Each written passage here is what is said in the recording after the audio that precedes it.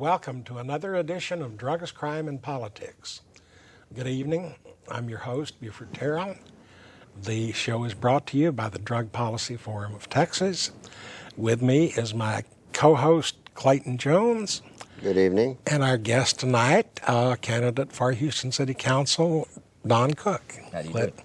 Glad to have you with us. I think probably the big news since our last show has been the Justice Department announcement that U.S. attorneys would respect the state laws in states that have adopted medical marijuana statutes.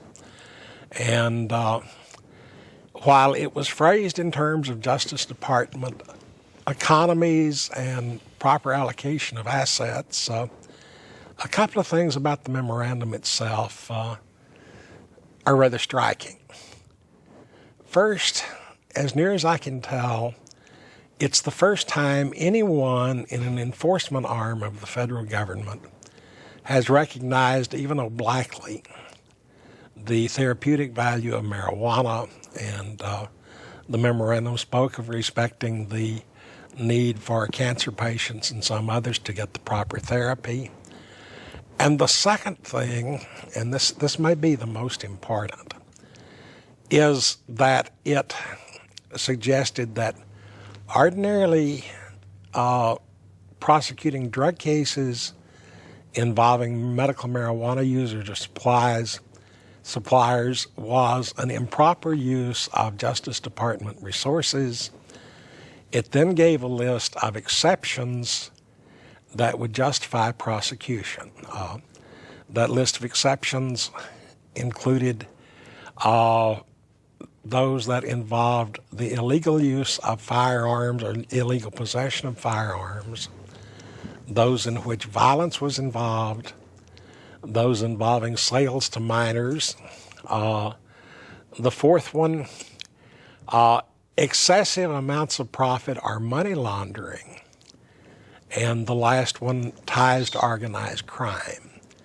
And it struck me, reading over it, that in every one of these instances, except the excessive profits situation, involved coupling with an independent crime of some other kind, which to some extent looks like they're probably leaving the state medical marijuana programs to go their own way. Clayton, what do you hear from medical marijuana people on this? Well, it seems that it is just going its own way. It's going to, I'm going to say. Let's try this again. Okay. Well, go ahead. How do you think the medical marijuana community is reacting to it? I think that we all are reacting very well, but I think everybody's starting to realize that the real fight is just starting, because it's gone federally that they're not going to bother us as long as we abide by state laws. Now we have to get the state to do it. Absolutely. Yeah, but part of that, and I've been thinking about it 6 months ago when Holder first said they wouldn't bother those obeying state laws. It was kind of like he left the medical marijuana users a tightrope across the Grand Canyon to walk over. Right. When this memo came out, it's become a 6-lane superhighway with guardrails, and pretty much it looks like they've dropped the federal government out of the picture on this. A definite step. It is a definite step in the right direction. Yeah. And of course, legislatively right now, to the best of my count, Wisconsin, Illinois, Ohio, Massachusetts, New York, New Jersey, and one of the deep South states all have medical marijuana bills pending in front of their legislatures right now. And in Massachusetts, the latest poll showed about 81% of the population in favor. Yes. They have a bill in their Senate 81%? and their House. Yeah. Separate bills, sister bills that will are both going through their house right now. So things are moving, and they're moving rather quickly. Yeah. And just as you predicted when Bella was going to go, all at one time. Well, it's the first dominoes are teetering, but it's still a long way from it all collapsing. Can I jump in here? Yeah, John? certainly. Now's the time for the grassroots to organize. Yeah. Of course. And the funny thing is, this has been Now's the time to make sure you're registered to vote. right. And, the funny thing is, grassroots happen locally. Medical marijuana started out in some cities. Ann Arbor, Michigan was one of the very first. Decriminalization has started out in cities. And a lot of cities across the country have adopted either low priority enforcement on marijuana, and these have boiled up from city government and local initiative votes to the state level, and now I believe there are 4 separate bills pending in Congress in Washington Yes, there is. having to do with marijuana. Right. So, And the latest one was by a congressman out of California, yeah, saying that if federally you're brought up on charges and yet you're abiding by state rules, you're allowed to say it now in court. if it's passed, and that's one I've kind of opposed to. Oh? Yeah, What's wrong with it? it's chicken. That we can do much better than that, and it's too timid a minor little baby step when any of the other 3 that are now pending would go a lot further and are within the reach. This is no time to be timid. No, it isn't. We all have to stand out there and stand up and be counted. Well, let's come back and talk about local politics. Let's get to Absolutely. where the real grassroots grow. Let's put the grass in grassroots. Okay.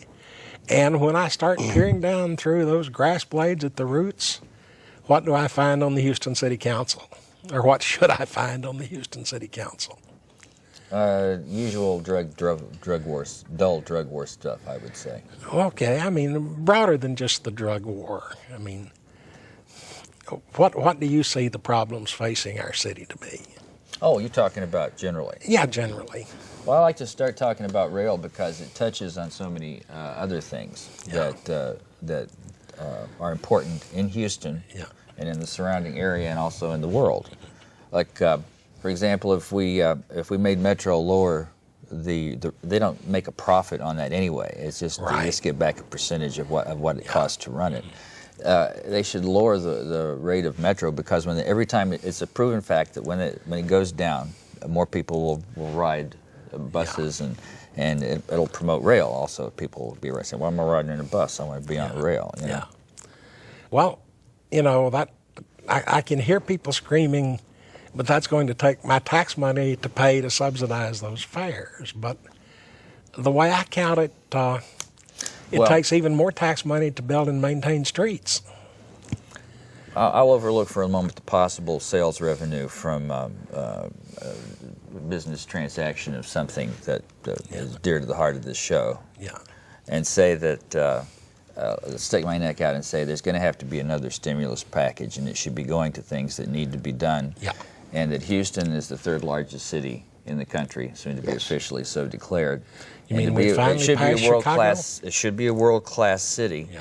And we had the misfortune to grow up when the car ruled America. So we have tons of freeways and not so freeways. The one that I was driving on tonight we could call a clogway. Yeah. And have you taken a look at the Katy Freeway? I'll name names here. Okay. I'm naming names. Actually, the last time I traveled west this summer, I went all the way out to the Grand Parkway and then north to avoid the Katy Freeway. Okay. Well, it's a big monument now. Yes. 12 lanes wide on both sides and tons of concrete. I think some of that concrete is just cosmetic to make it look big and massive. You know.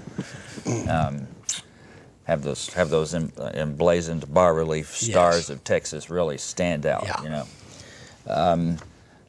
know. Future generations are going to look at that if it was well built enough to still be standing. Yeah. And laugh at it as a monument to the foolhardiness of this age. Okay, bringing it full circle, I'm talking about. I was talking about a stimulus package. Somebody suggested they'll have to give it another name, and I'm here now suggesting that the next stimulus package be called the Incentive Ensemble. Okay. Well, we oftentimes don't think about it. But if you go back into the mid-1950s, Dwight Eisenhower, under a different name, gave us one of the biggest stimulus packages we've ever had. He called it the Interstate Defense Highway System. Mm-hmm. And that dumped a lot of federal monies into the hopper and poured a lot of concrete.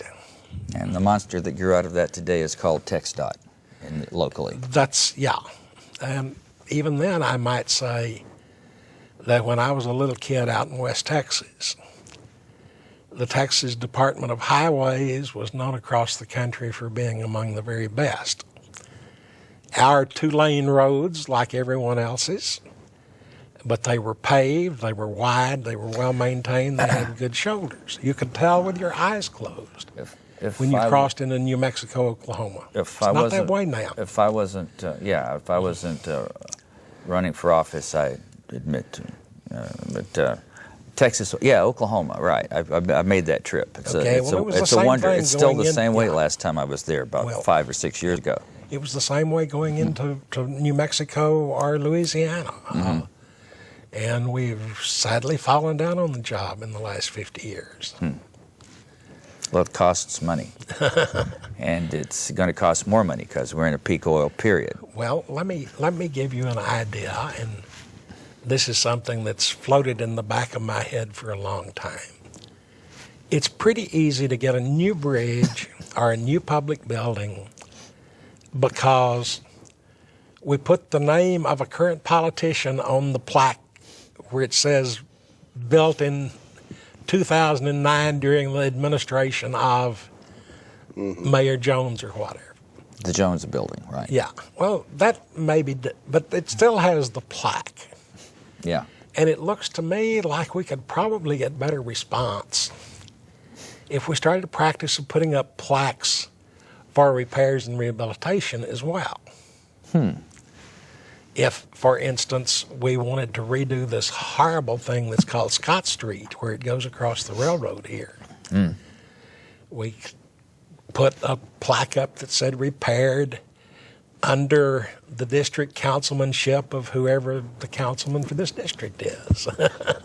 That might be a way to allocate money into upkeep.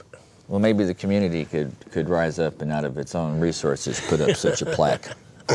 Well, the community doesn't seem like it wants rail, especially along Richmond. I don't know what their opinion is out along Harrisburg here. Okay. Yeah, but is that they don't want rail, or is that just NIMBY speaking up? Not in my backyard. Well, I guess I would check to see if we were encircled. If there wasn't some place we could lay a rail to get away from downtown out to the burbs. Oh, I couldn't believe that they built I-10 without putting in rail.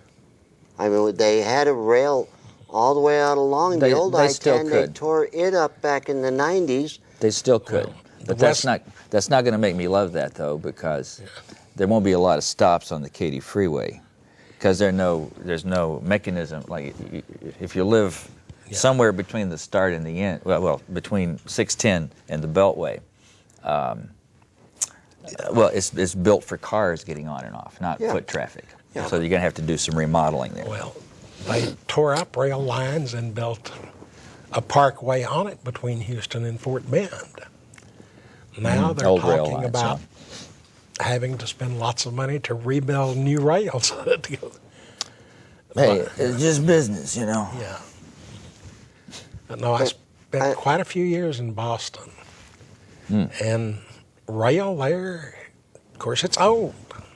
One of the first subways in the world, but it works. People use it. They've got light rail lines and heavy rail lines on the ground, below the ground, up in the air. Boston grew when the late 19th, early 20th century when rail was king. Yeah. rail is going to make a comeback. Yeah, and as I say, the problem is money. And a lot of times we worry about getting the money instead of looking about where our money is going today and how much of it can be diverted. Well, we have three sources of income basically in the city. That's the sales tax, property tax, and bonds. Yeah. Now, what bonds are is, well, that's the thing that got, it's kind of like that stuff that... That's about to bite us on the knee because of the stadiums. Well, it's a promise. Yeah. It's a promise. You don't want to make a promise you can't keep. Well, you promise to make this bond good, pay it back. Right? Let's put the other four-letter word on bond. A bond is an LOAN. Mm-hmm.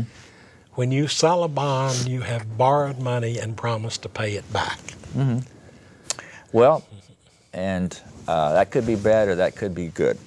It's definitely the case that the whole monetary system depends on honest loans. Yeah. And it's when these jerks start,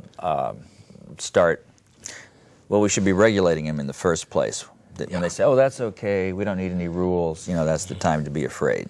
Yeah. They're just lying, cheating, and stealing. I could go into specifics, but well, that's all it comes down to. The thing that has disturbed me about the current situation is looking at how much of the regulation of the financial system was dismantled, allowing things to get out of hand.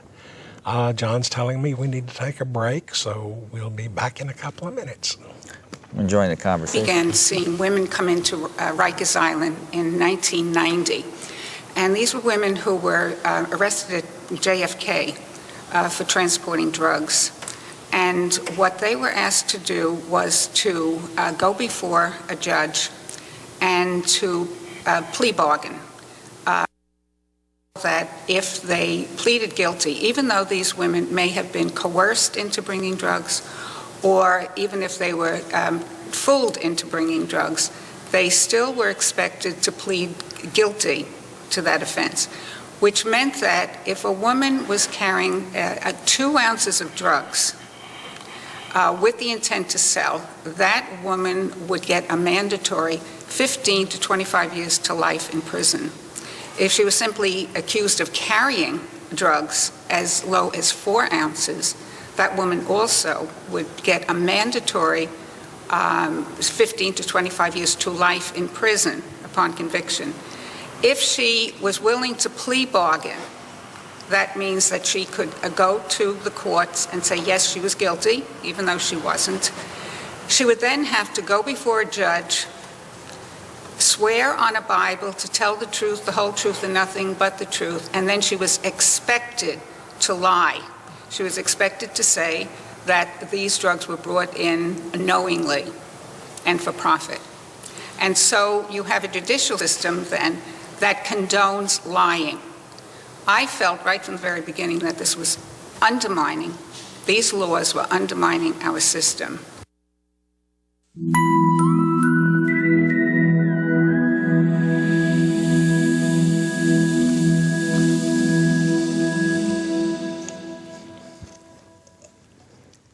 This will look good, right? We're back, and our guest tonight is Don Cook. He is a candidate for Houston City Council. Are you running at large or for one of the places? Yes, I'm running at large, position 1. Position 1. About all I got going for me in terms of getting the word out is I got the white bread name, and I got the #1 ballot position in my race. Okay. Well, is there anything particularly you'd like to tell the voters? And before he does, let me remind everyone, our phone number's on the screen. If you want to make a comment or ask a question, we invite you to call. If you're watching over streaming video or with our delayed YouTube showings, you can email me your question or comment, and we will either answer you directly or answer you on the next program. But go ahead and give us your pitch, Don. What do you want to tell us? Well, I'm running with 2 of my friends. Okay. I've mentioned already that I'm running for at-large position 1. Deb Shafto is running for at-large position 4. And Alfred Mollison is running in District C. Well, he's running in District C, that's it. Yeah. Okay. So you have to live in District C to vote for him.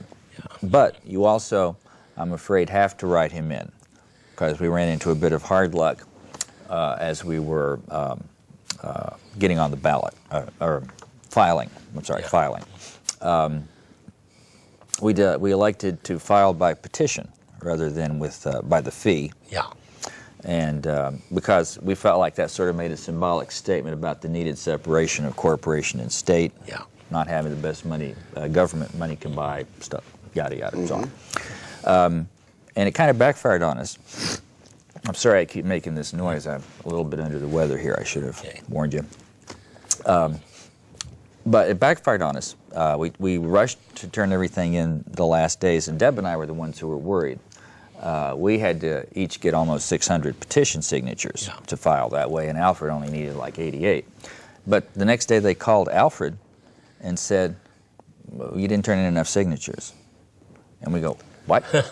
And we ran down there with our photocopies and showed them, and they said, okay, well, we don't have this one, we don't have this one, we don't have this one. Turns out they only had about half of the sheets. Don't know what happened. But they don't have them, they can't count them. So Alfred had to file a week later as a write-in. So please remember to write in if you're in District C. I can say this, right? Okay, Alfred Mollison, District C. Write him in. You got to use that funny wheel mechanism. It's fun to play with. Trust me, you'll have a good time writing Alfred. Well, maybe it'll attract the young voters. They'll think it's just a fancy iPod or something. But I should mention, and it'll be difficult to check each and every precinct. There should be a notice, just 8.5 by 11 sheet of paper. They're up now in all the early voting places, but there'll be hundreds more on the election day. They have all these, and each booth is supposed to have a little sheet of paper that lists the write-in candidates, the official write-in candidates, which is a strange concept. Don't you think about it? Only in Texas. Is that saying that we screwed up and we're trying to make up? I'm not sure. What do you mean? Is it the city, the state saying that, oh, we didn't get them here on time? No, it's just, well, I was talking about, you going back to the petition signatures. Yeah, I don't know. We had enough. I mean, we were able to check the website as we were going on. We got the photocopies. Somewhere between the filing and the counting, some of the pages disappeared. Yeah. And I don't think I should say any more about that. Okay, Okay, but please write in Alfred Mollison if you're in District C. ALFRED space MOLISON. Okay. And what issues particularly concern you? We've been talking about rail. Well, this is one that this show is, I think, famous for. Okay. The drug war is a failure. We need to be doing what we can to make things happen down here at the grassroots. Obama just backed the feds off and said state law rules. As far as medical marijuana is concerned, Okay. Gee, let's push a little further. Maybe. Well, okay. Yeah, medical marijuana. Okay. Well, I personally go beyond medical marijuana. We should take what we can get, but it's definitely less harmful than alcohol. Your driving is impaired if you're on it, but most people marijuana. How's it impaired? A little bit. But most people, I think, probably overcompensate by driving even more carefully. So the net result is that they're maybe perhaps even better drivers. I don't know. I'd say so. Well, let me present you with one war on drugs issue that's well within the competence of the City Council. Okay. 2 years ago, the state legislature passed a law that would allow police officers to issue citations like traffic tickets instead of making arrests on nonviolent misdemeanors, most of which today are minor drug possession cases. Our district attorney at that time squelch the deal, which has to be countywide, by saying that if anyone wrote a ticket for marijuana possession, he would refuse to prosecute it. Now, the studies I've seen suggest that it takes on average about 15 minutes for a police officer to write a citation. It takes about 3 hours to process the simplest arrest, transporting the person to jail, booking them in. Good luck with that. Yeah. I But never saw one that was 3 hours. That would mean that every 3 citations would free up over 8 hours of police time, and that's a full day patrolman on the streets. That's right. And right now, we keep complaining that our police force is hurting for manpower. Why doesn't the city council switch to using citations on these non-violent misdemeanors? Kind of would reduce the manpower need. That's a very good idea. I'll have to put something forward about that when I'm on the city council. But still, at the same time, can't the city of Houston instruct its officers to? No. It's a funny quirk in state law. About 10 years ago or a little longer, some cities all across the country started passing local city ordinances, either making it legal to possess marijuana in their city or setting it as the lowest drug enforcement priority or law enforcement priority. The Texas legislature, bless their dear little pointed hearts, immediately passed a state law making it illegal for any municipal government to enact an ordinance refusing to enforce a state law. Now, my reading is that it says that the city council could not pass an ordinance saying that it's legal to possess marijuana in Houston, but they could pass an ordinance saying that enforcement of the laws against marijuana possession is our lowest our law enforcement priority. That seems unnecessarily complicated. I'm not sure why we can't, why the police can't be instructed. Who instructs the police? Well, right now, if the mayor would call in his employee, the chief of police, and say, look, let's put those guys out there catching speeders on I-45 and not worry about marijuana possession. That should be all it takes. Well, gosh, if the mayor was resistant to that, I guess 8 city council persons could take that over, couldn't they? Well, they could bring it up, but the city council could certainly pass an ordinance saying marijuana possession is our lowest law enforcement priority. It's got to be those words, huh? Okay. Something to that effect. In other words, you know, the police set priorities all the time. They have a lot more detectives looking into homicides than they do looking into misdemeanor thefts. They have a lot more police patrol in school zones than they do watching for jaywalkers downtown. Setting priorities is part of the job. Right. And as watchdogs of the city budget and as guardians of public safety, if the police don't set those priorities, the city council certainly can. Okay, yeah, you've convinced me. That would Okay. be a good way to go. And in Houston, it's sometimes hard to separate the county and the city. I mean, we overlap enough so that if one gets an itch, the other has to scratch. I don't believe there's a spot in Houston that isn't in Harris County. Well, except the parts that go over into other counties. I think there's at least a little bit that laps over into Fort Bend. That's what I'm saying. Yeah. But I mean, there's no spot in Houston which is free of a And county somewhere. if we look at both the Houston County Jail and the Houston City Jails, Harris County, and a large part of their inmates are misdemeanor defendants who haven't or can't make bail and are waiting trial.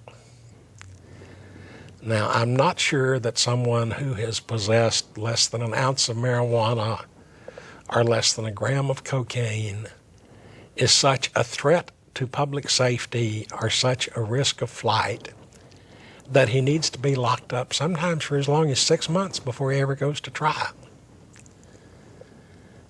And jail budgets and jail personnel are a serious problem for both the county and the city government. So, More savings, yes. Al Caller, you're on the air. Hi, sir. My name is Nick from Houston, Texas. Yes, I just had a question about drug possession in Houston. I've heard from many sources that the city of Houston evaluates the value of the drugs. Let's say they find someone with so much weed on them or cocaine or something. And considering how overcrowded the prisons are, I would figure it's better to give someone a slap on the hand and go after the dealer than to punish some recreational user. And I just wondered what your thoughts were on that. okay. Well, shall I give some facts first, and then we'll... Sure. As far as first, in terms of possession or even distribution of drugs, under both federal and state laws, the severity of the offense is determined by the amount of the drug, not the dollar value. Anytime you hear a news report where the police say so many dollars worth, that's the number they made up for PR purposes. I've not heard anything in particular about boosting weight in order to get more convictions. But if you look nationwide, over 800,000 people nationwide were arrested last year for mere possession of marijuana. It's time for us to take another break. We may do a little follow-up on this when we get back. To play Name That Drug by its side effects. Unexplained rapid weight gain, trouble breathing, unusual fatigue, fast pounding heartbeat, changes in menstrual cycles, dark urine, persistent nausea, vomiting, chills, cold sweat, dizziness, drowsiness, shaking, and confusion, and fruity breath odor. Time's up. The answer, Avandia for diabetics. Approved by the FDA. This week in drug war history, October 30th, 1995. President Bill Clinton signs legislation passed by Congress rejecting a U.S. Sentencing Commission move to reduce penalties for crack cocaine offenses to bring them equal with powder cocaine. November 1st, 1968. The UK's Advisory Committee on Drug Dependence releases the Wooten Report, recommending that marijuana possession should not be a criminal offense. November 1st, 2002. Every prosecutor in the United States has sent a letter from the Office of National Drug Control Policy and the National District Attorneys Association, urging them to make prosecution of cannabis crimes a high priority and to fight efforts to ease drug laws. November 2nd, 1951. The Boggs Act nearly quadruples possession for all narcotics offenses and unscientifically lumps marijuana in with narcotic drugs. November 3rd, 2001. The DEA raids the Los Angeles Cannabis Resource Center, a medical marijuana distribution facility, arresting its president, Scott Emler. City officials condemned the raid at a press conference attended by more than 100 center members. This is Steve Nolan for the Drug Truth Network. You're watching the Drug Crime and Politics Show. I need less business. Help change the laws. Fewer people locked up for this foolishness will help all of us. I've got it, man.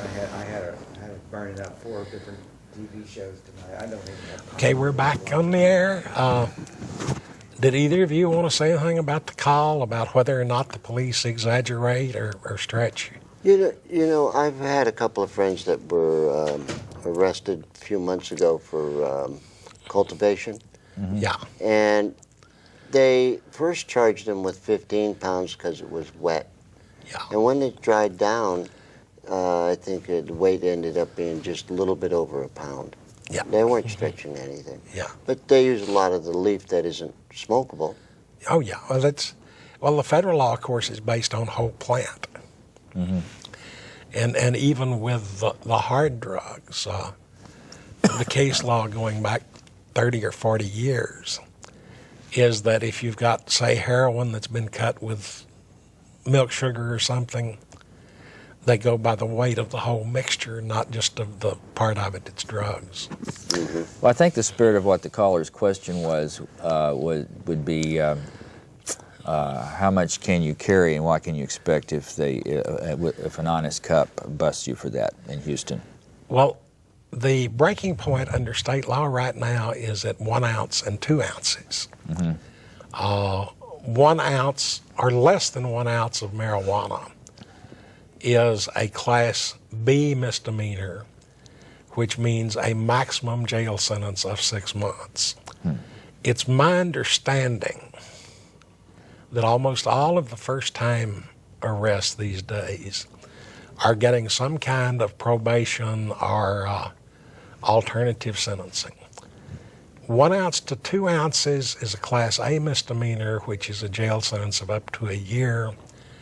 Any delivery case or anything over 2 ounces in possession gets you into the felony range. Hello, caller, you're on the air. Yes. Yes, go I ahead. just wanted to say something.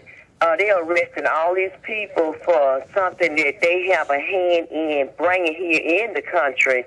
And also, after they arrest them and they take the merchandise, where do the merchandise go to? Do it goes back out on the street again, or what? I just feel like unorganized crime has been connected with the government for a very long time. Okay. And they just use a set of fools to distribute out on the street, but the main man is the one that's not getting locked up behind it. Okay. Everywhere in this country that I know of, when drugs are confiscated as part of an arrest, the drugs are tested, they are maintained until the court case is disposed of, and then they are destroyed by incineration. Yes. Now, that's saying one part of it. The other part of it is that anytime you have a prohibition law, which our drug laws are, the first thing you can say is it does not stop the market from taking place. It just increases the price. The second thing you can say is that always causes official corruption. If we go back to alcohol prohibition in this country, it only lasted for 13 years, but over a third of all of the prohibition agents got fired or put in jail for corrupt acts, usually taking money from bootleggers. The Prohibition Bureau was closed when its head ended up with a son-in-law and a nephew both working for the largest bootlegger in New York. The Bureau of Narcotics, that started in 1932, had a third of its agents fired for corruption in the mid-30s, another third fired in the mid-1960s once again. It's always there. Corruption is a major result of any prohibition law. And another caller, I think. Hello, caller, you're on the air. Yes. Do you have a question or comment? Yes. My name is Jesse. I'm Houston, Texas. Yes, sir. And a few years ago, HPD was involved in some drug raids and at a bar between McCarty and I-10. And apparently a few Houston police officers were arrested due to that, passing out information to the owner before they would raid.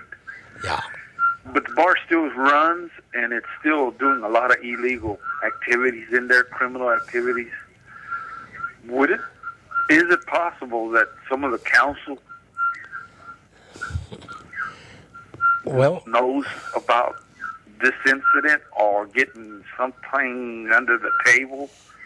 Because that club is still, like I said, there's still drug activity, narcotics and everything, and they still haven't been closed. Okay, I think we've got your question. The answer is it possible? Of course it's possible.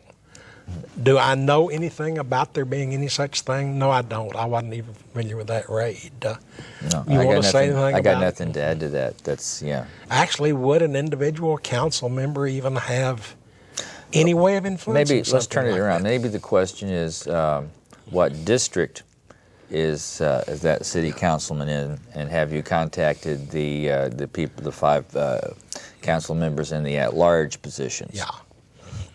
Somebody ought to do something. Yeah, and of course it may be that it's in the county but outside the city, which would make it a responsibility of the sheriff's office or one of the constables even. But, it brings up... The point is, not that I'm, we need a system of regulation. Yeah. Where, I don't know, a system of regulation, some rules, like we have with tobacco and alcohol. Yeah, and you can't have Both the much more rules if it's dangerous all drugs. against the law. Now, on this too, citizens have to be responsible themselves. And if you are disturbed by what you think is going on at this club, if you have what you think is solid information that these things are taking place, if you're a good citizen of the city, perhaps you need to file a complaint and start the action yourself. That's it. I mean, if you just sit back and wonder about it, nothing's going to happen. Wait for somebody else to start something, you can wait an awful long time. Okay. Now, I'll say this, that there have been some incidences here in Houston of police corruption associated with drugs and prostitution, which is the same situation. But all in all, compared to what I've seen across the country, I think our people have been pretty clean. I think so too. I think the real bad guy that we had was the driver for the police chief a couple of years ago. Oh, I don't... He got caught stealing laptop computers out of a place he was doing some extra work for. Okay. Hello, caller. You're on the air. Yes, I was just going to call and say that you are doing a great job, Well, and keep up the good work. Are you a voter? Well, I'm a registered voter, but again, people need to understand about what's going on out there in the city, and congratulate y'all for at least having the guts to speak up. And your voices are always going to be heard. And again, keep up the good work. Okay, Thank you. Can I talk about Please. the Progressive Coalition Please. again? I mentioned I'm running with my two friends. Yeah. I'm running for at-large position 1. Deborah Shafto is running for at-large position 4, and Alfred Mollison is running in District C. And due to circumstances beyond his control, he couldn't. We're asking people to write in Alfred Mollison in District C. Well, is there anything that you would like to add about positions or issues that are concern to you? Yeah, but I also want to mention that we have a website which goes into a lot more than I can go into tonight. It's called progressivecoalitionhouston.org. www. It's all one word. progressivecoalitionhouston.org. Okay. And if you want to find out more, go to his website. It's on the screen right now. And you can sign up to volunteer. Okay, and is there a place on the website where they can ask questions or anything? My email is there. If you have any questions that you don't see anything, give me an email. Okay. I have to remember to check my email. Okay. So, other than rail, what is your one thing that you feel that the city is going in the wrong direction on? Yeah, I didn't even get wound up on rail here. It touches on pollution. Okay, but anyway, moving on from there. It'll also. There's a lot of zoning is a bad word. We'll soon be making references to the Z word. I predict, rather than saying that word, the Z word. Okay. Maybe areaizing. But planning. Yes. Planning is an acceptable word. Well, the best way to painlessly plan a community is to determine where the rail lines are. Yeah. We were talking a few minutes ago about people who don't want their rail there. Maybe there are people who do. It's true it will change the character of the area, Yeah. but the city is going to become a denser city as people use automobiles And left and it's public already starting to transportation happen, more. yeah. Yeah, you can see it along the piece of rail that we have out. Yeah. The little bitty piece that we have now. These mid-rise apartments, and I guess some of them are And condominiums. the problem or whatever. Houston has is that we've already got a fairly mature city, and we're having to squeeze the rail through the middle of stuff that's already there. It's not like 100 years ago when you could lay the rails down and Down build around virgin them. land, yes. Hello, caller, you're on the air. Yes, I actually had a question. Okay. I've been seeing in the news past few weeks about people getting busted for cultivating marijuana, and I was wondering, is the city or county, are they taking steps to actually catch these people, or are they getting caught on accident, or what's going on? I know they have infrared and dogs. Well, let's see if Clayton can answer that. Mainly, from what I understand, it's mainly rats.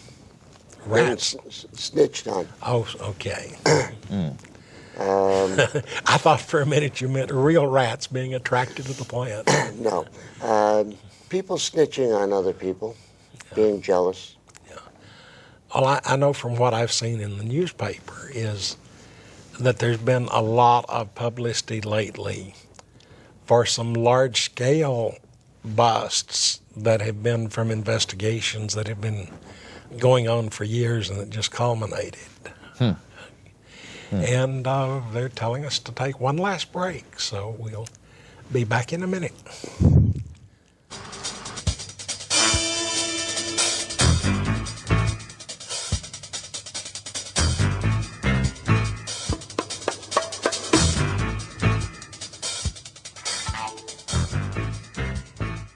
Hi, I'm Nadia Swaby with the Marijuana Policy Project. This is Marijuana 2-Minute Truths. Today's question comes to us from Chris, who asks about marijuana's effect on brain performance. Reefer Madness propaganda would have you believe that marijuana causes brain damage. But once again, concrete science disproves this. The Institute of Medicine published this conclusion in 1999. Earlier studies purporting to show structural changes in the brains of heavy marijuana users have not been replicated with more sophisticated techniques. A 2006 study published in Harm Reduction Journal reported that with regard to marijuana use, no pattern consistent with evidence of cerebral atrophy or loss of white matter integrity was detected. It is concluded that frequent cannabis use is unlikely to be neurotoxic to the normal developing adolescent brain. That said, one of the more lasting myths about marijuana is that it leads to anti-motivational or amotivational syndrome. You're probably familiar with the stereotype, the lazy abuser half asleep on his couch. In his book, Understanding Marijuana, Dr. Mitch Earlywine explained, laboratory studies of humans and primates show little support for amotivational syndrome. School performance does not vary with cannabis consumption in college students. No studies show the pervasive lethargy, dysphoria, and apathy that initial reports suggested should appear in all heavy users. Of course, there are lazy people who use marijuana, just as there are lazy people who eat a lot of food or watch a lot of television. But consider a recent study that says nearly 100 million Americans have used or tried marijuana. If marijuana really leads to amotivational syndrome, where is the epidemic of American laziness? This has been your 2-Minute Truth. There is no evidence that marijuana makes you lazy or causes any structural brain damage.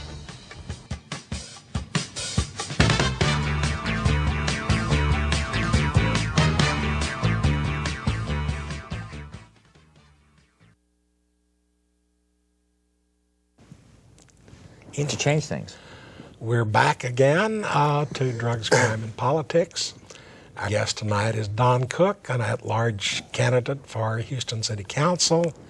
And I guess one of the important things we need to cover is how much longer does early voting go on, and when is the actual poll date?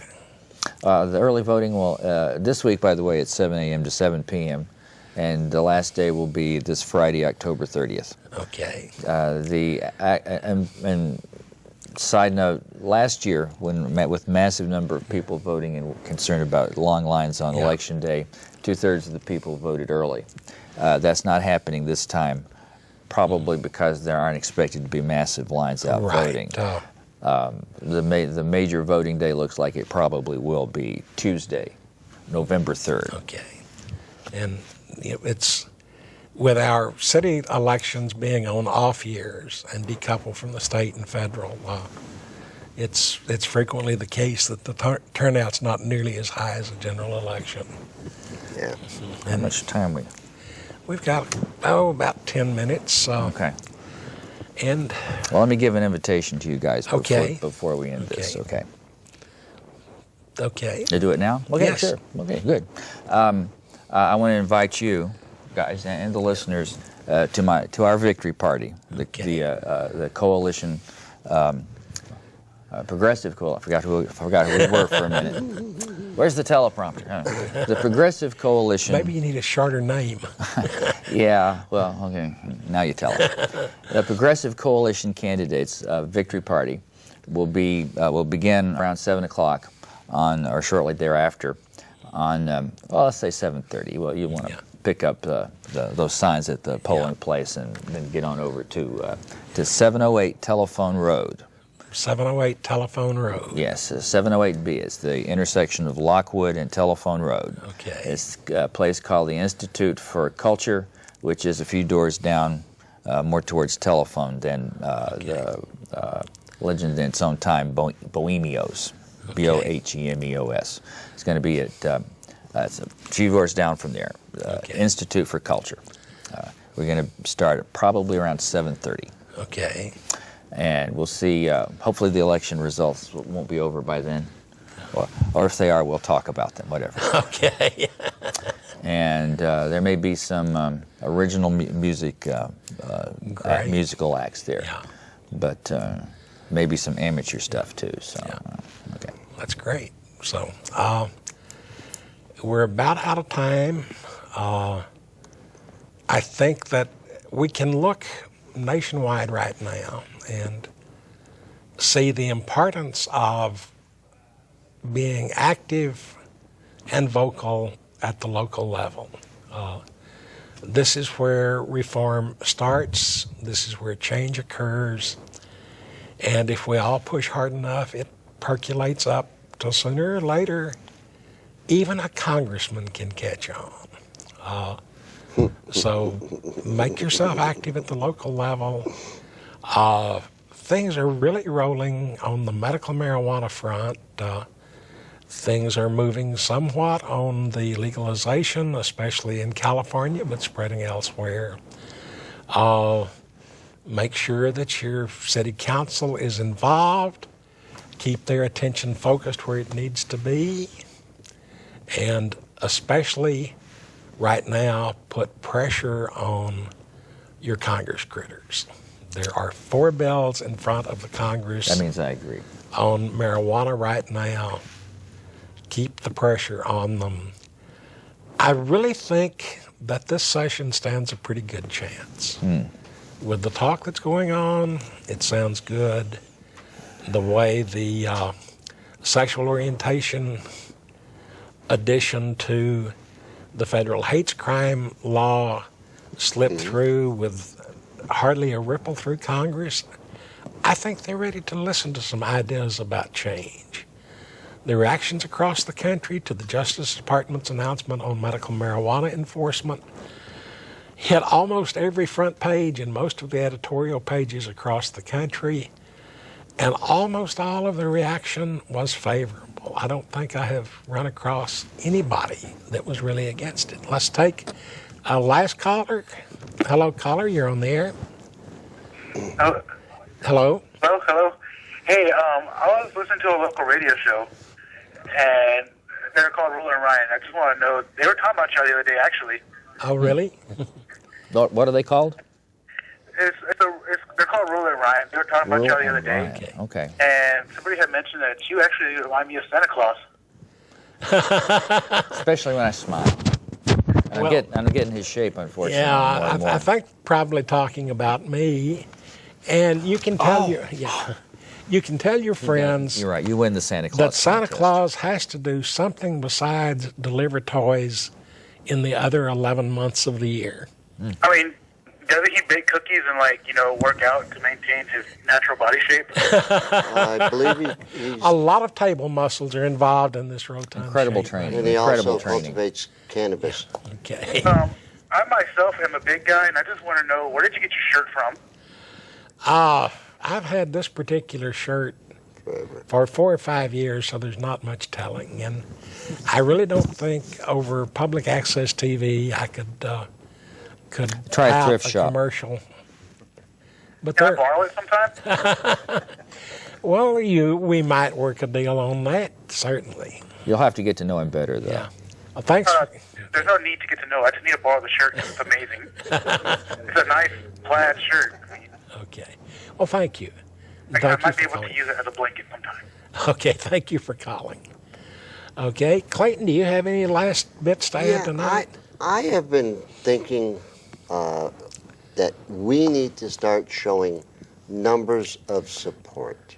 Okay. I would like to start seeing somehow that once a month we have a rally down at the City Hall, whether it be on a Saturday, whether it be on the day that they have the City Council meeting, and I don't think that would be a good day. I think the weekend would be a better day, because then people could come out, and if we can start showing that the numbers of support, we can probably get our representatives to start turning around if they see the numbers. Well, I would bet on it.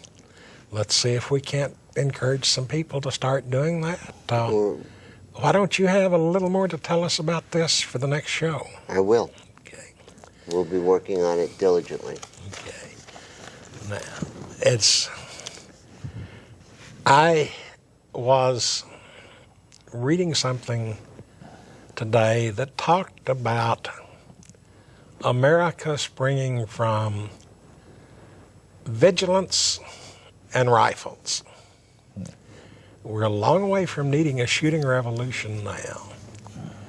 But if patriots aren't vigilant, if patriots don't tell their government what to do, and especially if patriots don't tell their governments when they're wrong, then you kind of deserve what you get. Nothing gets walked on as much as a doormat. So open your mouth, tell your employees, or prospective employees, what you expect from them, and keep account and let them know if they are meeting your expectations and whether they can continue to keep their job. And by the time we convene around the table again, the Houston elections will have taken place. I'm sure there will be more news, national and local, for us to talk about. And maybe even Clayton will have another shirt with funny, pointy leaves all over it. So, other than that, have a good evening, and we'll see you on the next show. Thank you, Don. Thank you.